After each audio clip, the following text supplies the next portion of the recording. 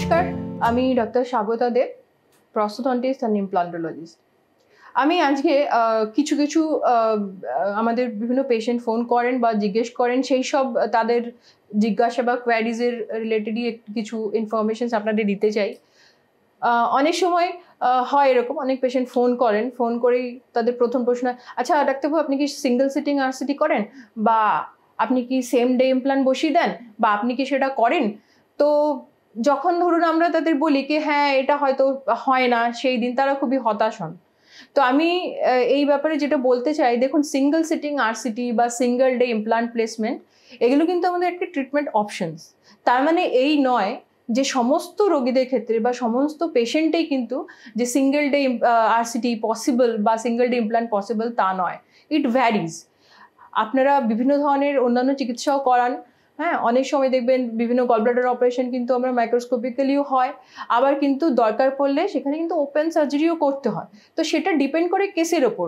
তো আপনি হঠাৎ করে ডাক্তারকে ফোন করে কিন্তু এটা জিজ্ঞেস করলে যে আপনি করতে পারেন না কেন, অনেকে তো করছেন, কিন্তু এটা আপনাকে বুঝতে হবে কি একজন ডাক্তার যখন আপনাকে সিঙ্গেল ডে অ্যাপয়েন্টমেন্ট না দিয়ে 3টে বা 4টে অ্যাপয়েন্টমেন্টে সেই ট্রিটমেন্ট করছেন, তাতে কিন্তু তার সময় এবং তার পরিশ্রম লাগছে।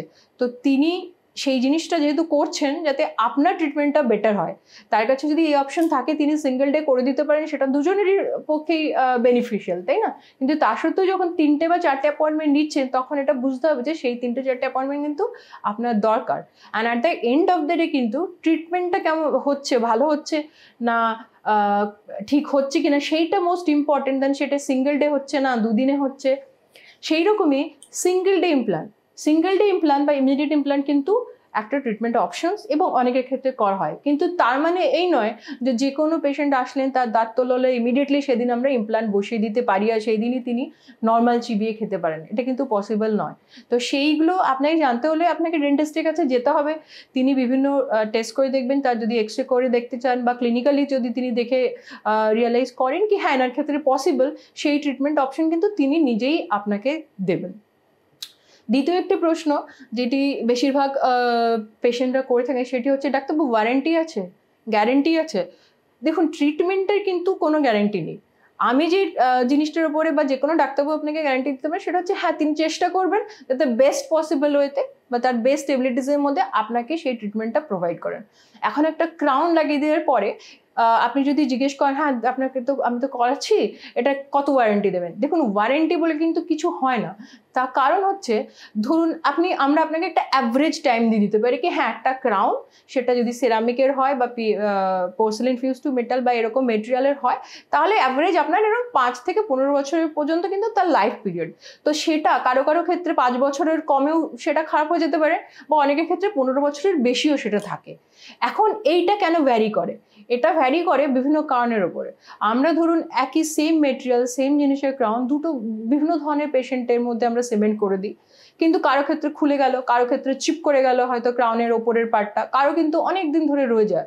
তার কারণ নাম্বার 1, আপনাদের যখন আমরা একটা ক্রাউন ফিক্স করে দিই, আপনারা ওরাল বাড়িতে গিয়ে ওরাল হাইজিন মেনটেন করেন কিনা, সেই দাঁতটা সেই ক্রাউন এরিয়াটাতে সেটাকে ভালো করে ব্রাশ করেন কিনা, ফ্লসিং করেন কিনা, ক্লিন রাখেন কিনা, নাম্বার 1। সেকেন্ডলি, যে পার্টিকুলার পেশেন্টকে আমরা ধরে একটা ক্রাউন দিচ্ছি সেখানে তার বাইটে কতটা ফোর্স জেনারেটেড হয়, তাদের ডায়েট কীরকম, তার উপরেও কিন্তু ক্রাউন বা আপনি ব্রিজ বা যে কোনো ফিক্সড প্রসেসেসের লাইফ স্প্যান ডিপেন্ড করে। শুধুমাত্র এইটা নয় কি ওরটা ঠিক চললো বা আমারটা কেন চললো না, তাহলে কিছু প্রবলেম আছে, এইটা হচ্ছে ভ্যারি করে। সবার ক্ষেত্রে কিন্তু একরকম ট্রিটমেন্ট আউটকাম হয় না। তো ওই জন্য কোনো রকম চিকিৎসায় কিন্তু কোনো রকম ওয়ারেন্টি নেই। কারো হার্টে ব্লক হলো, সে ব্লক ঠিক করে দেওয়ার পর কিন্তু কোনো ডাক্তারবাবু ওয়ারেন্টি দেবেন নাকি আবার হার্টে ব্লক হবে না, তাই না? তো সেরকম কোনো ট্রিটমেন্টের কিন্তু কোনো ওয়ারেন্টি হয় না।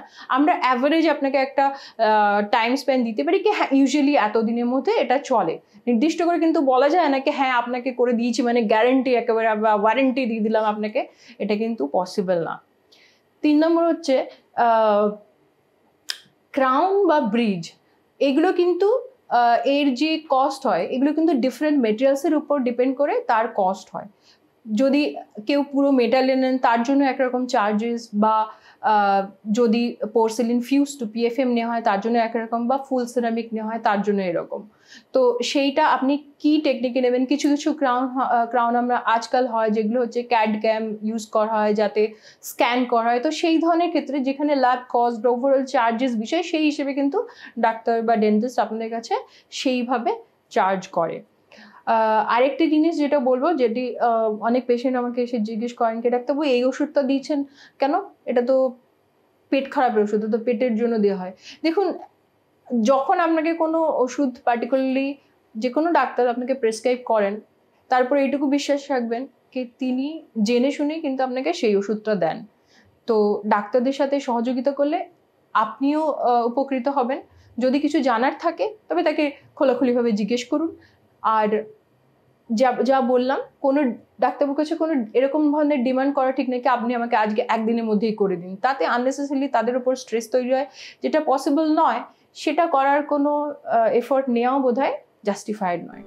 নমস্কার, ধন্যবাদ।